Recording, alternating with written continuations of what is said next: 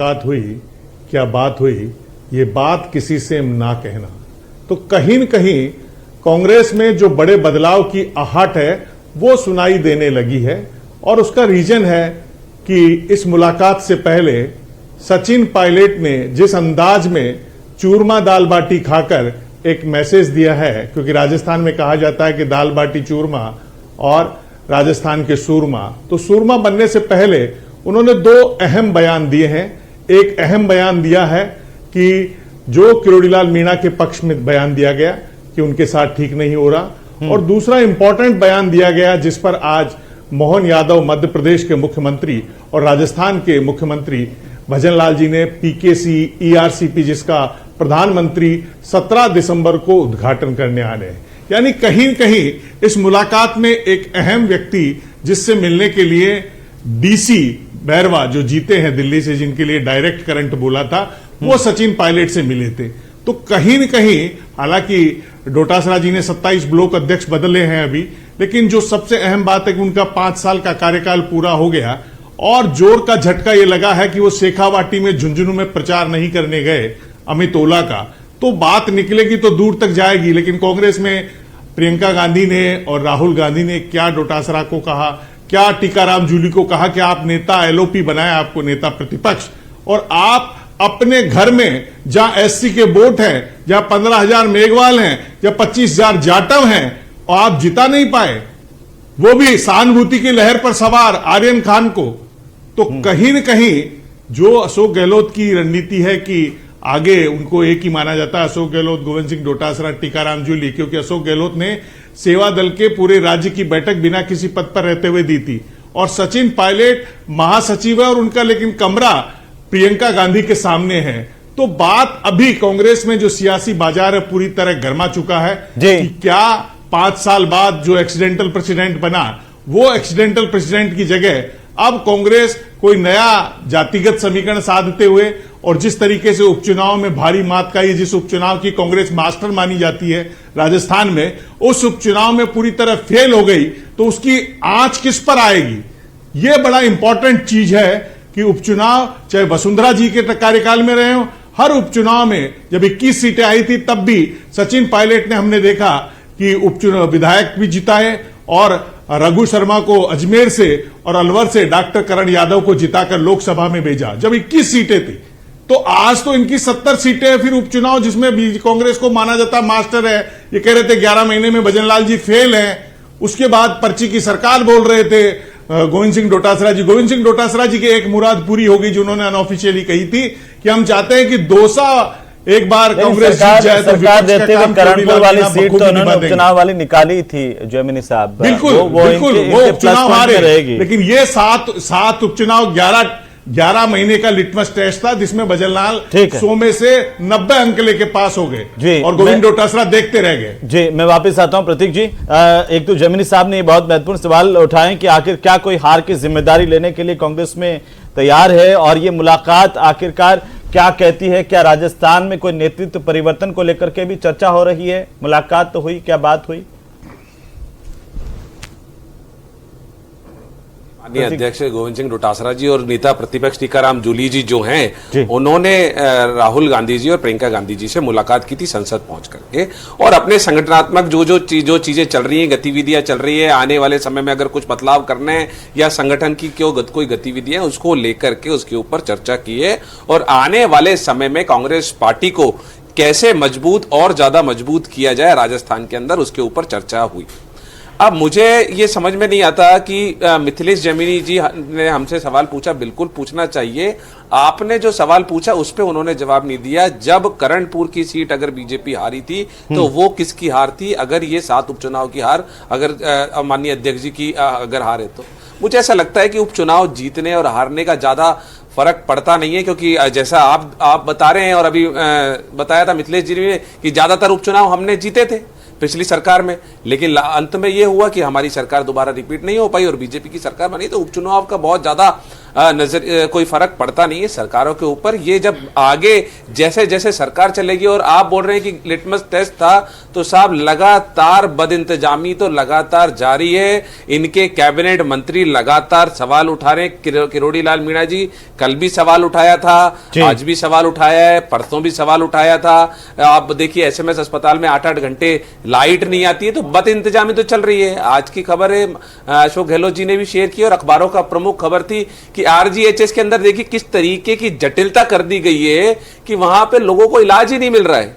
तो मुझे ऐसा लगता है कि सरकार चुनाव जीत जाए बहुत अच्छी बात है, लेकिन जो जनता को जो सुशासन मिलना चाहिए था वो नहीं मिल पा रहा है। और उसी का आलम यह है कि रोज अखबारों के अंदर खबरें हैं, रोज की खबरें पहले आपके राष्ट्रीय अध्यक्ष मल्लिकार्जुन खड़गे साहब ने कहा कि भाई कांग्रेस के अंदर तो ऊपर से नीचे तक बहुत बड़े बदलाव की जरूरत है। डोटासरा जी ने कहा कि इस उपचुनाव के परिणामों के बाद एक बड़े स्तर पर परिवर्तन होंगे, और मुलाकात हुई तो जाहिर सी बात है राजनीतिक दल के तौर पर निश्चित तौर पे अगर बदलाव की नहीं निश्चित तौर पे बदलाव की जरूरत होगी तो बदलाव होंगे।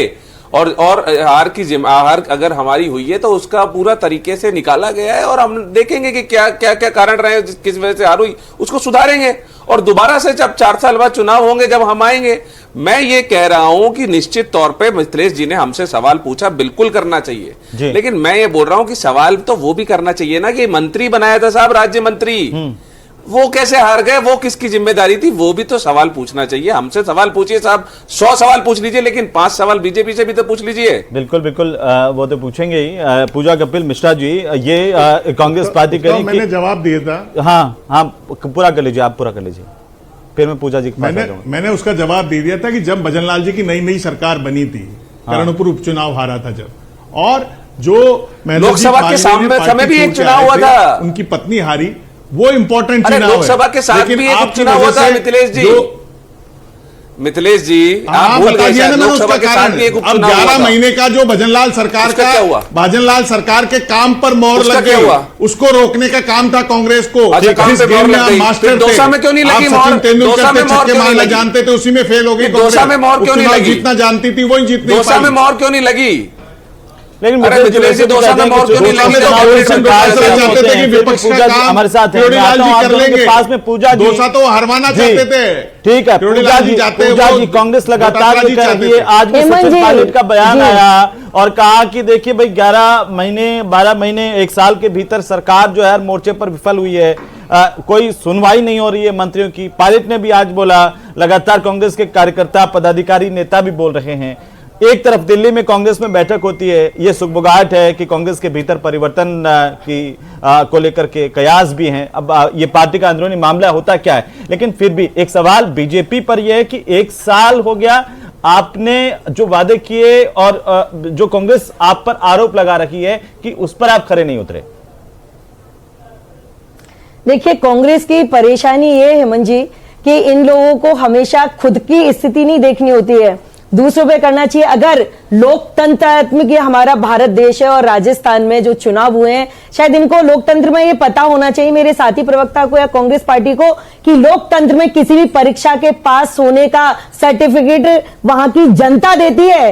ये हमारी विपक्षी पार्टियों से हमें कोई सर्टिफिकेट नहीं चाहिए। अगर जनता ने सर्टिफिकेट दिया है उपचुनाव में जिताकर, और वो ठीक है कि ये एक दौसा की सीट को जीत कर खुश हो रहे हैं, लेकिन शायद ये भी सोच लें कि वो हार का आंकड़ा भारतीय जनता पार्टी का 43 से 2300 पे आ गया, जो 43,000 था, तो शायद अभी समझ लें चूक हो गई। हम तो उसका भी समीक्षा और चिंतन करेंगे। हालांकि इनके अध्यक्ष जी ने खूब गमछा लहरा के खूब डांस करा, खूब जनता ने उसका लुफ्त उठाया, लेकिन जनता ने इनके कार्यकाल को भी देखा और 11 महीने की भजनलाल सरकार को भी सर्टिफिकेट देकर और एक करारी हार का सामना कांग्रेस ने किया है। लेकिन दिक्कत क्या है ना, इन्हें पछता नहीं है, इनकी परेशानी है, तो ये उस चीज से बाहर जाते नहीं।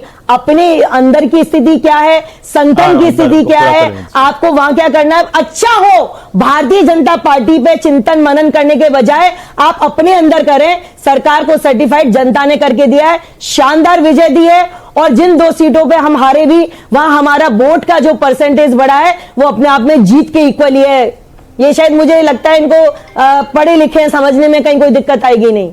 जी प्रतीक जी कुछ और कहना- बाकी जगह क्या हुआ मैं ये भी पूछूंगी। इनके क्वेश्चन है दौसा बहुत अच्छे से जीते, दौसा के गवाह, बाकी का भी जवाब दे दें। इनके लोग कहाँ थे, किस खेमेबाजी में क्या कर रहे थे, क्या चल रहा था इनकी कांग्रेस में। जी प्रतीक जी जवाब दीजिए, बोलिए। हेमंत भाई, मैंने सवाल बीजेपी पे नहीं उठाए थे, मैंने सरकार पे सवाल उठाए थे। मैंने सरकार पे सवाल उठाए थे कि मैंने भी सरकार का जवाब दिया कि अगर वोट मिले हैं तो सरकार को मिले हैं, भाजपा को 2 मिनट और अकेले। बुलवा लीजिए। नहीं अभी तक आप बोलने में 1 मिनट ज्यादा ही बोले हैं इनसे, ये तो 1 मिनट कम ही बोली हैं अभी। बोलिए ना आप, बुलवा लीजिए 2 मिनट और, यही तो कह रहा हूं, बीच में तो नहीं बोले। आप भी बीच में बोलते हैं। मैं ये बोल रहा हूं, आज की खबर है, जवाब दीजिए। 5/12 जी 5 दिसंबर की आज की खबर है। टोल के गुंडों ने कांस्टेबल को पीटा, 12 दिन बाद भी गिरफ्तारी नहीं हुई। और ये जवाहर सिंह बेडम जी के गांव की स्थिति है। पुलिस पिट रही है, ये पता नहीं कौन सी अपने थपथपा रहे हैं अपनी पीठ। और 12 दिन से अभी तक उसकी गिरफ्तारी नहीं हुई है। ये जिस पुलिस को आपकी और हमारी सुरक्षा करनी है वो पुलिस पिट रही है। और किससे? टोल के गुंडों से, जो टोल कर्मचारी है उनसे। एसएमएस की 27 तारीख की खबर है कि 8 घंटे तक बिजली नहीं थी वहां पे जो सर्जरी होनी थी वो सर्जरी टाल दी गई। अरे चुनाव जीतना और हारना एक अलग बात है, जनता को सुशासन देने की जिम्मेदारी सरकार की होती है। हम तो वो सवाल उठा रहे हैं। ये क्या ये गलत खबर है? खबर दिखाया था मैं, ये मेरे पास में आपकी कई खबर आज दिखा के दूंगा प्रमुख अखबार के अंदर खबर है ये। सुनिए प्रतीक जी, हाँ तो फिर मैं सही है ना, फिर आपके सरकार हमारे विधायक लिए की खबर मारपीट दिखा के देंगे, बाद आप पूरे शासन में दिखाइए। गिरफ्तारी नहीं होने दी और आधे घंटे जो है पीएचक्यू में बुला करके जमानत दे दी, वो भी बता दूंगा। वो छोड़ी और वो अब कहां गए और नहीं, फिर सुप्रीम कोर्ट से क्या हुआ, सुनिए ना, वो ठीक है, वो ठीक है। अभी इनका सवाल ये देखिए, अभी कल एक खबर बता दीजिए, ठीक है प्रतीक एक भाई, खबर बता ठीक दीजिए है। जो पुलिस को पीटा जी। हमारे शासन में। बहुत खबर बता दीजिए, आप खबर बता प्रतीक देते तो आप मुझे बता प्रतीक दीजिए। प्रतीक तो बता सुनिए दीजिए, मैं तो पूछ रहा हूं। प्रतीक जी सुनिए, मैं तो आज की खबर बता रहा हूं। सवाल ये उठा रही हैं कि अगर आप कह रहे हैं कि उपचुनाव को लेकर के, तो उन्होंने कहा है कि उपचुनाव में जब जनता वोट देती है तो सरकार के काम पर मुहर है कि उन्होंने अच्छा काम किया। अरे हेमंत भाई, सरकार ने अगर अच्छे काम किए होते तो अखबारों को खबरें छापने की जरूरत नहीं पड़ती, मुझे यहाँ पे आज की खबर पढ़ने की जरूरत ही नहीं पड़ती। अगर जनता को कष्ट हो रहा है, एसएमएस के अंदर अगर वो सर्जरी कराने गए हैं और वहां पे लाइट नहीं आ रही, तो जनता को कष्ट हो रहा है। और विपक्ष की प्रमुख पार्टी होने के नाते हमारा धर्म बनता है हम इसको बात उठाएं। उठाइए ना, आपके नेता कहाँ होते हैं विपक्ष के तौर पर? आप कह रहे हैं उठाएं, विपक्ष के तौर पर आपके नेता कहाँ होते हैं? वो तो बीजेपी के ही नेता, जब छात्रों पर कोई कार्रवाई होती है तो रात को 12 बजे बीजेपी के नेता मंत्री दिखते हैं। आप वाले काम में तो कर रहा हूं, उठाइए ना। आप उठा रहा हूं, आप बोलने कहाँ दे रहे हैं मुझे? जी बोलिए। मैं बोल रहा हूं, आप बोलने कहाँ दे रहे हैं मुझे? आपको कौन नहीं बोलने देगा? सर्राफ जी जब एसएमएस अस्पताल गए थे तो पता है आपको व्हीलचेयर नहीं थी, फिर उन्होंने अपने विधायक कोटे से 10 व्हीलचेयर के लिए पैसा दिया था। तो ये चीजें ऐसी क्यों हो रही है? मैं कह रहा हूं आप चुनाव जीत गए, बहुत बढ़िया, बधाई हो आपको। सर आप जनता को सुशासन तो देंगे ना, कि नहीं देंगे? कि चुनाव जीत गए तो सब कुछ भूल जाएंगे, जनता की कोई परवाह नहीं करेंगे, पुलिस गुंडों से पिटेगी, ये थोड़ी होगा, ये तो नहीं होगा ना। तो सुशासन दीजिए, जीते हैं बहुत बढ़िया, अच्छी बात है, आप जीतिए, आपको बधाई हो। लेकिन जनता को अगर आप सुशासन देंगे तो मैं और ज्यादा बधाई दूंगा आपको। जी पूजा जी, इस पर कोई जवाब देना चाहती हैं? प्रतीक जी की परेशानी क्या है? मुद्दे से भटकना होता है ना, उन्हें असली उसकी बात का जवाब नहीं देना होता है, तो बस वो आज एक खबर को लेके उसके पीछे पड़ जाएंगे। सुशासन, ये वो भारतीय जनता पार्टी है, अगर जनता ने उसको सर्टिफाइड किया है तो हमने जो वादे किए थे उनको बाकायदा एक एक करके निभाने का काम कर रहे हैं। और राजस्थान की सबसे बड़ी जो जरूरत थी, जिस वादे को करते आए थे ईआरसीपी का, वो भी 17 तारीख को हो रहा है। जिस तरह से राइजिंग राजस्थान चल रहा है और हर चाहे कानून व्यवस्था की बात हो, भारतीय जनता पार्टी ने क्या बदहाली थी, आप भूल कैसे रहे हो? क्या हालत थी आपके समय में? आज आप जिस क्वेश्चन पे क्वेश्चन उठाए जा रहे हैं, अगर कहीं चूक होती है तो बिल्कुल ये चौथे स्तंभ का काम है, वो बातों को भी उठाता है और सरकार पूरी तरह से उसमें संज्ञान लेके एक्शन भी लेती है, और वो हमारा काम है, हम कर रहे हैं। इसीलिए हम लगातार विपक्ष के नाते उनका भी फर्ज है कि वो सरकार की कमियों को उजागर करें। अगर कानून व्यवस्था के मसले पर वो बात करें तो वो उठा सकते हैं। बिल्कुल, एक हम चाहते हैं ये अच्छे विपक्ष बने, अच्छी सरकार नहीं बने। हेमंत जी, कम से कम अच्छा विपक्ष बने। इनकी सरकार के समय जो हालात थी, कानून व्यवस्था जिस तरह राजस्थान में कानून व्यवस्था के हालात थे, लोगों के, अपराधियों के हौसले बुलंद थे। किसी भी क्षेत्र में मोबाइल दिखा रहे हैं, आप दिखाते रहिए, लेकिन और हम उस भूमिका को स्वीकार करते हैं। हम किसी भी चीज से पीछे नहीं हट रहे, लेकिन आप एक चीज को लेके, ये स्वराज का राज और अपने संकल्प को हम जिस तरह से जनता के लिए प्रतिबद्धता से पूर्ण करने के लिए प्रतिबद्धता से काम कर रहे हैं, तो ठीक है, आपने जो दिखाया उस काम को करेंगे। अगर हमें ये अगर कोई भी लोकतंत्र के चौथे स्तंभ से कुछ भी चीज मिलती है, कोई भी जानकारी मिलती है, हमारा कर्तव्य हम उससे पीछे नहीं हो रहे। एक सवाल कांग्रेस के संगठन को लेकर के, हालांकि कांग्रेस का देखिए अंदरूनी मामला है, लेकिन आपको क्या लगता है पूजा जी, एक मोबाइल दिखाकर असली बात से हट रहे हैं? जी, छोटी सी एक टिप्पणी में चाहता हूं कि कांग्रेस के भीतर नेतृत्व परिवर्तन को लेकर के जो सुगबुगाहट है, आपको क्या लगता है सरकार में होने के नाते कि कांग्रेस पार्टी में बेहतर विपक्ष जो है वो हो सकता है अगर नेतृत्व का परिवर्तन हो तो?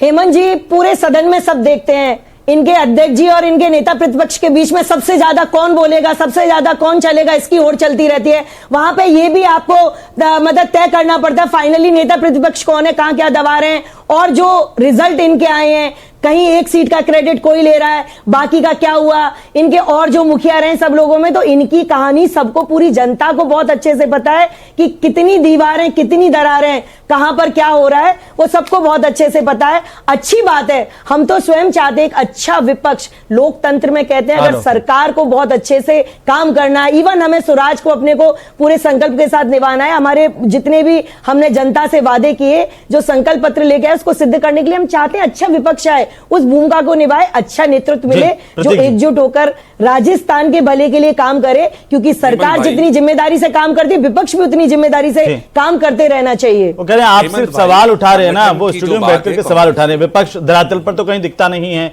आपने ईआरसीपी का वादा किया था 5 साल तक, अब वो कह रहे हैं कि हमारी सरकार आई, देखिए दिल्ली के अंदर एमओयू हो गया, मध्य प्रदेश और राजस्थान के बीच में जनता से जो वादा किया वो डिलीवर कर रहे हैं। बोलिए प्रतीक जी। अच्छा, आप मुझे एक बात बता दीजिए, आपके पास अगर वो एमओयू हो, आप मुझे दिखा दीजिए, मैं अभी धन्यवाद बोल के जाऊंगा, अभी मिठाई मंगवाऊंगा, अभी बिना एमओयू देखे आप धन्यवाद भी नहीं देंगे। वो एमओयू एमओ दिखा दीजिए। सरकार पर इतना तो भरोसा तो आपको पता ही नहीं वो एमओयू हुआ है कि खाली पर्चा है? अरे खाली पर्चा, आज तक ऐसा हुआ है इस देश की 75 साल की आजादी के अंदर, आज तक ऐसा हुआ है क्या कि कोई एमओयू सरकारें करे और वो एमओयू पब्लिक डोमेन में ना हो? आप बता दीजिए, एक भी उदाहरण बता दीजिए, मैं दोबारा सवाल नहीं पूछूंगा। आपने जो एमओयू किया है वो जनता को बताइए कि मध्य प्रदेश को कितना पानी मिलेगा, राजस्थान को कितना पानी मिलेगा, सिंचाई के लिए कितना पानी मिलेगा, लेकिन कोई एमओयू नहीं दिखा रहे, क्योंकि कोई एमओयू नहीं हुआ है, कोई एमओयू नहीं हुआ है, वो खाली बनना है, खाली बनना है वो खाली। देखिए, अब मैंने जब सच बोल दिया तो पीछे बोलने लगे, जब मैंने सच बोल दिया तो पीछे बोलने लगे। सच की बात नहीं है, एमओयू कहाँ है? हो ही रहा है, तभी तो 17 तारीख को प्रधानमंत्री दिखाइए, आपने पढ़ा है? आप बताइए ना, आप बताइए ना, आपको पता है आपने देखा कि नहीं हो रहा है? हाँ, अरे तो किसी के पास नहीं है, इसलिए हमें पता कि नहीं हुआ, किसी के पास नहीं है। हेमंत भाई आपके पास है तो आप पढ़ा दीजिए। आ जाएगा, जल्दी आ जाएगा, आ जाएगा प्रतीक जी, आप कोई चिंता मत कीजिए। एमओयू तो अगर सरकार से रिकॉर्ड में अगर हुआ है, जयमिनी साहब एक छोटी सी टिप्पणी से बात करेंगे। जयमिनी साहब दोनों की बात आपने सुनी। आरटीआई का एक प्रावधान होता है, आरटीआई के प्रावधान में मैंने एमओयू मांगा था, 2 महीने से आरटीआई के कानून को भी नहीं मान रही ये सरकार। जयमिनी साहब, मैं तो 2 महीने हो गए लगाए हुए आरटीआई, 2 महीने से दिया नहीं है, आरटीआई के कानून को भी नहीं मान रही है। दिन वेट कर लो, आप तो 11-12वें दिन देख लेना, सुन लेना, आंखें कान खोल के, और सारी कांग्रेस के साथ साथ बीजेपी के संगठन में भी बदलाव की सुगबुगाहट है। जिस तरीके से मदन सिंह राठौड़ जो इनके प्रदेशाध्यक्ष है, प्रधानमंत्री से मिले हैं, उसके बाद लग रहा है वहां भी संगठन में थोड़ा बहुत बदलाव होगा। और जो इंपॉर्टेंट चीज है कि पीकेसी ईआरसीपी वाला जो मामला है, उसमें निश्चित रूप से उसे राष्ट्रीय परियोजना का दर्जा देने के पहले पूरी कवायद चल रही है, क्योंकि उसमें 90% पैसा भारत सरकार देगी। तो भारत सरकार तय करेगी मध्य प्रदेश को कितना पानी मिलेगा, राजस्थान को कितना मिलेगा। लेकिन कांग्रेस कह रही है कि ये चीजें पब्लिक डोमेन में होनी चाहिए, उम्मीद की जानी चाहिए कि जल्दी पब्लिक डोमेन में भी आएगी। जब देश के प्रधानमंत्री आकर के यहां से उद्घोष करेंगे तो जाहिर सी बात है जनता के बीच में तमाम चीजें होंगी। बहरहाल बहुत शुक्रिया हमारे साथ चर्चा में शामिल होने के लिए। आप देख रहे थे 5 का प्रहार। नमस्कार।